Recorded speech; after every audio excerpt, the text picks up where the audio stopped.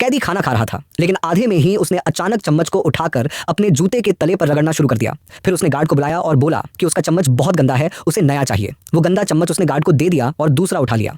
लेकिन किसी ने गौर नहीं किया कि उसने असल में 2 चम्मच उठा लिए थे। दरअसल उसका असली मकसद था जेल से भाग निकलना। जैसे ही वो अपने सेल में लौटा, उसने चम्मच को जोर से तोड़ डाला। फिर उसने अपने नाखून उखाड़ने से पहले एक गलती से बनी ब्लेड से सिक्के को पाउडर में पीस दिया। इसके बाद उसने चम्मच के हैंडल और तोड़े गए मेटल को आपस में जोड़ा और जोड़ पर पाउडर छिड़क दिया। फिर माचिस की कई तीलियां जलाकर तेज गर्मी पैदा की, जिससे वो दोनों मेटल के टुकड़े आपस में वेल्ड हो गए। एक मजबूत धारदार जेल तोड़ने वाला टूल तैयार था। अब टेस्ट की बारी थी। उसने तुरंत दीवार खोदनी शुरू की और सच में टूल की मदद से खुदाई तेज हो गई। दीवार पुरानी और कमजोर थी, इसलिए मिट्टी आसानी से झड़ रही थी।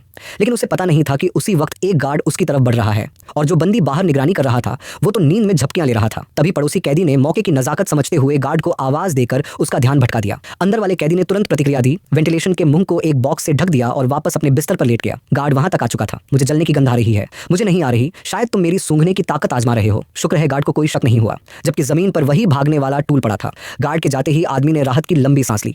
कुछ ही समय में वेंटिलेशन का छेद और बड़ा हो गया। अब पूरा मेटल जाल नजर आने लगा था। लेकिन जब उसने उसे खींचने की कोशिश की तो वो हिला ही नहीं, क्योंकि उस पर 2 लंबी लोहे की होकें जुड़ी थीं। मजबूरन उसने उस रात की कोशिश छोड़ दी। अगले दिन जब वो काम पर जा रहा था तो पिछली रात खोदी गई मिट्टी को धीरे धीरे अपनी जेब से निकाल कर गिरा रहा था। तभी उसे लकड़ी की बारीकियों में छिपा मेटल दिखा और उसे आइडिया आ गया। लेकिन उसके साथी ने चेताया कि इसे चोरी से ले जाना नामुमकिन है, क्योंकि बाहर मेटल डिटेक्टर है।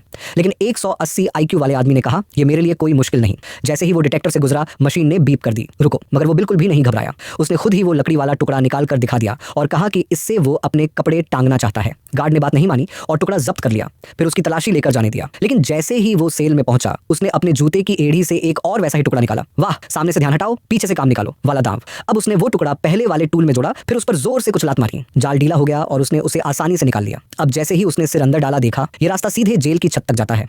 मगर मुश्किल अभी बाकी थी। अंदर घुसने के लिए उसे छेद और बड़ा करना पड़ेगा, और अगर दीवार की हालत बिगड़ी तो गार्ड्स को शक हो सकता है, खासकर तब जब इस जगह पर लगातार गश्त होती रहती है। लेकिन ये सब फ्रैंक को नहीं रोक सकता था। उसने अखबार के टुकड़ों को पानी में भिगोकर उन्हें गीला किया, फिर दीवार की मिट्टी को पानी में घोलकर पेस्ट बनाया।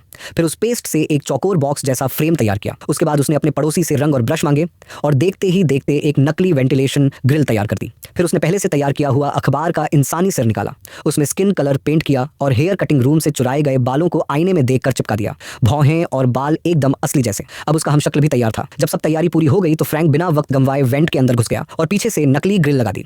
जैसे ही वो धीरे धीरे ऊपर की तरफ चढ़ रहा था, तभी एक गार्ड उसके कमरे की ओर आ रहा था। बाहर उसका साथी बंदी बहुत घबरा गया था, लेकिन गार्ड ने बस एक नजर अंदर डाली और चला गया। उसे कुछ भी शक नहीं हुआ। उधर फ्रैंक अब तक जेल की छत तक पहुंच चुका था।